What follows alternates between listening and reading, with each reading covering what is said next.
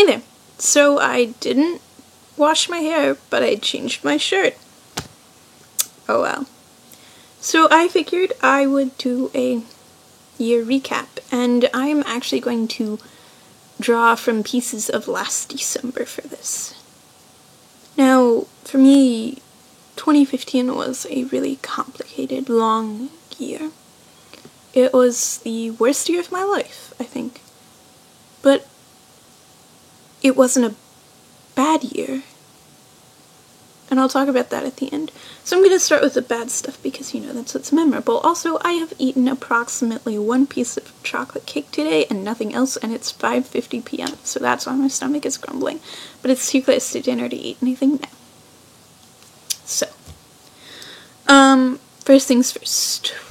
Our youth director at my church announced he was leaving. And this was a really big issue for me because, he showed up in the middle of 7th grade, and I was, a suicidal kid at that time, and I was literally, Saturday night, I was like, okay, here's what we're gonna do. We're gonna have one more day, and if nothing changes, I'm gonna kill myself. So Saturday night, I was, 24 hours, or Sunday night, I would end it. And this is something I've talked about to people I know face-to-face, and on the internet in text, but I don't think I've said it in a video. So there we go. And something did change. We had this youth director. I'm like, what? And, slowly God pulled me out of that space through him. But then I had developed this attachment to him as an individual. That was kind of unhealthy. So I had a lot of issues with him going. And in retrospect, it's good he did, but I still miss him like crazy. Anyway. So he announced that, and that was an issue. And then, the next day, we found out that my dad had cancer. And he has prostate cancer, and he was supposed to die in 6 months. He didn't. He's still kicking it, and he's doing really well, but that was terrifying. And so then in the new year, he actually left the youth director. And we got a new interim youth director. Before he left, our old youth director told the interim about my queerness, which was not okay because I had not given him permission to do that. And also had told our associate pastor, which was not okay because I hadn't given him permission to do that either. And it all worked out fine, but it could have not worked out okay. And so that was a huge issue. Then I started getting sick a lot, and I didn't get better. In the midst of this, there was a period of not great stuff going on at my house, and somebody called the government, and so then I ended up lying to the government about stuff, which is swell, and I'm being intentionally vague in case somebody digs this up, but whatever. So that was a terrifying weekend. And then I was sick for literally 6 weeks in a row. And I thought I had lung cancer. A lot of people thought I had lung cancer, or some cancer that had metastasized in my lungs. Jeez. And then I didn't, and then somebody said I had something that looked like AIDS. And I'm like, I don't have AIDS. So we know you don't have AIDS, but this only manifests in people with AIDS. And I'm like, yo, that's not cool. Don't have AIDS. My phone broke, and that was a big deal because for 6 months I couldn't talk to these people who I only had their numbers there. I got this super scary ass inhaler, which I now use twice a day, every day. And it's if you don't brush your teeth within 5 minutes of first inhaling the drugs, your brain is going to die. I was on some super intense steroids for 2 weeks, and those are the only 2 weeks, second semester of last year, that I made it to school every day for a week. So yeah, I kept missing school, I kept missing play practice, I kept not doing homework, I kept missing church and church stuff. I didn't get to be in our play, and I was the assistant director, but I didn't get to see it. And there were these crazy intense weeks before this retreat we did called Christian Awakening and the play, which were the same week, and that's why I couldn't do Beat in the play. And those were like the most intense weeks of my life, I think. The amount of work I did was crazy, and it wasn't enough, and that was the most heart-wrenching thing. I started falling in love with someone again, because this stupid cross-country boy we've known each other since we were like infants, and it's been like a lifelong thing. But I started falling in love with this kid who I knew wouldn't want me.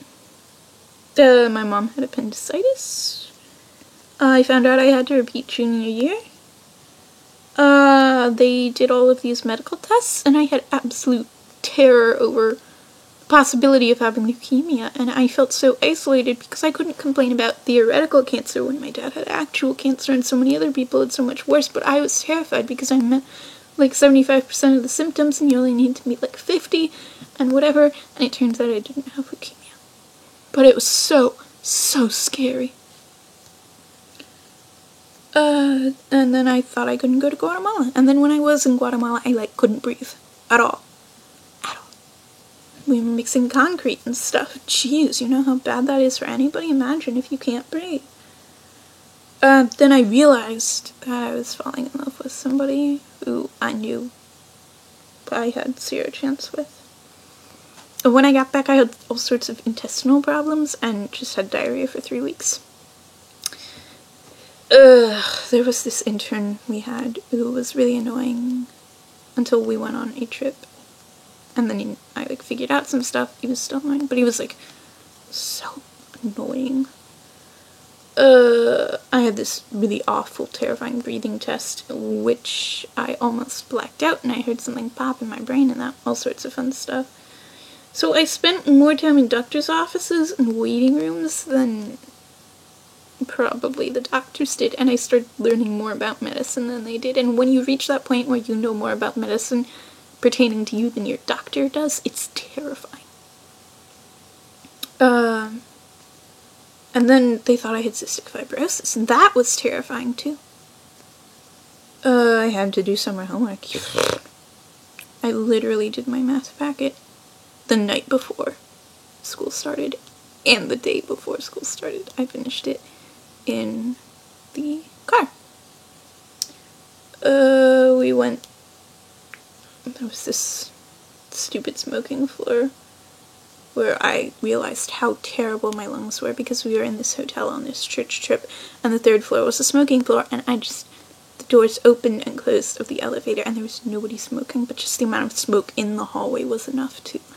I lay on my floor, incapable of using my inhaler because I couldn't hold my breath for 10 seconds for a whole half hour. Like, it's at that point you know you're sick. And then the interns left, and by the summer I'd developed an attachment to both of them, and that sucked. So then we go back to school. And there was a painful genetics visit, and then our interim youth director left, and I had formed all sorts of attachments to her, and she was really cool, and we got our current permanent one. And she's trying so hard, and I can tell that. But I don't like her. She doesn't respect my identity, which means she doesn't respect me. She doesn't think I know myself as well as she knows me. She doesn't know much of what she's talking about when it comes to the Bible. Whatever, she's trying, she's getting better, but she's got a long way to go. Then we got the diagnosis of Ehlers-Danlos syndrome, which is hopeless, really, because there's nothing you can do. It's a genetic thing, there's nothing you can do.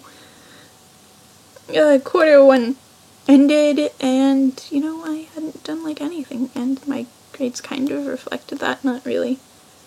Then the stupid cross-country boy gave me actual confirmation he didn't want to date me. I had this constant terror of school because I had so much anxiety wrapped up in being outed and not passing and ever, and I still have all of this anxiety. It's why I'm not doing my physics over break so far. because I just cannot bring myself to engage with school on any level. Because I'm so terrified of school and the results that could come from it. And this is not a healthy thing, but there you go. I mean, I'm in constant pain. And it's only gotten worse this year. Constant breathing issues, which developed in January and have stuck ever since. And I've had a constant headache. And I started freaking out in like November about this because my dad, you know, gets a brain bleeding, and his parents do. And so I'm worried about him because he's still bleeding. Even now, it's a slow leak, but he's still bleeding. And he has all of these side effects from his cancer medication, and he's just not doing well. And he is trying so hard. But on top of that, I'm worried every time I have a headache that I have a brain bleeding, which is absurd because of course I don't, but of course he didn't either. So I just am constantly berating myself, and having depression is not helpful. And quarter 2 ended, and I think I ended up failing a class, which means I'm probably not going to be able to do the play, which sucks so much because that's what I go to school for. And I didn't even get a big part, and I shouldn't have gotten a big part because I'm flaky because of my health, especially in quarter 3 with the winter and everything. It gets really bad, and there's been a lot of bad stuff this year. But of course, this wasn't a bad year because so much good has happened. Like, I've gotten to know our interim youth director, and she's a fantastic person who I never would have engaged with if she hadn't taken that job.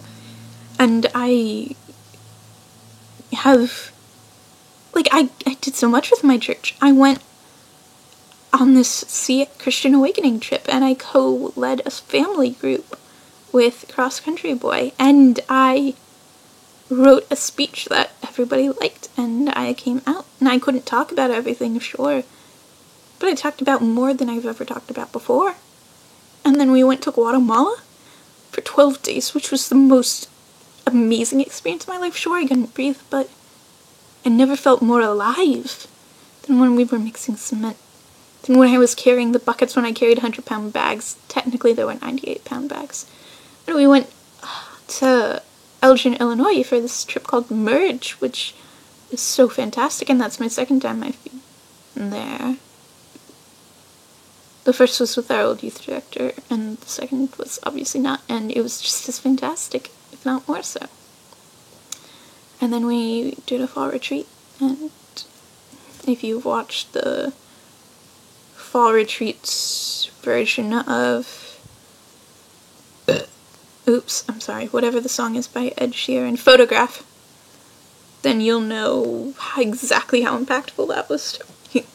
And like, my dad is alive and well. It's 6 months after he was supposed to die, and he hasn't, and I'm so grateful. And I don't have a terminal illness. I have a degenerative one, sure, but not terminal. I found so much support. And my classmates are fantastic, both the ones I left and the ones I joined. And I like Pentatonics. I've encountered so many different musical groups, and I have literally cried so many times from happiness over Pentatonics. I have a problem. And we went to Rhode Island, and it was fantastic. And I went to prom, which was great. And most importantly, most relevantly, I started doing YouTube. And so how could this... Well, okay, actually, most importantly, there was a fantastic Star Wars movie in theaters that I saw opening day. And how could a year be bad if it produces a good Star Wars movie? But most relevant is YouTube and you all. And I have 24 subscribers, and that's crazy. Because I'm not doing anything special. It's not like I'm making high quality content with fantastic editing. It's not like I already had a huge base and was promoting to like all 100,000 of my Twitter subscribers. No. It's not like I'm a famous person or I have some sort of platform. I'm just an agender kid who started video blogging, and you all like that and you all validate me. And there's not a whole lot of engagement. But holy crap, I have a video with over 500 views. Over 500 people have seen me sing Burn from Hamilton. Like, that blows my mind. I don't even know 500 people. I don't think. Certainly don't have 500 Facebook friends. Certainly don't have 500 people in my school. And I've had over 1,600 total views. Like, what is that?